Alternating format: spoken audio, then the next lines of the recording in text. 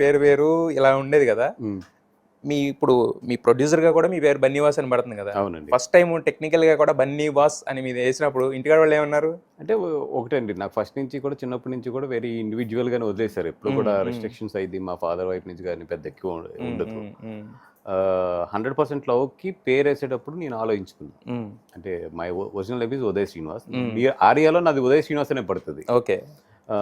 So నేను ఆలోచించుకున్నప్పుడు ఒకటే నాకు అనిపించింది ఏంటంటే, what ever today I'm here in the film is because of the Bunny గారు. ఎస్.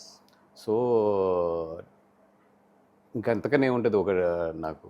సో ఓకే, నేను ఇంకా సినిమాలో ఉన్నంత కాలం ఉనికి గుర్తింపు అన్ని కూడా బికాస్ ఆఫ్ ఆయన ఫస్ట్ స్టార్టింగ్ ఆయనే కాబట్టి నాకు.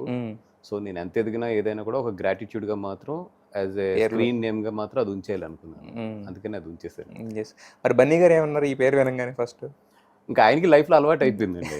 ఇప్పుడు ఆయన ఎవరితో చెప్పేటప్పుడు కూడా మా వాసు అంటారు ఫస్ట్, తర్వాత అదే మన బన్నీవాస్ అంటారు.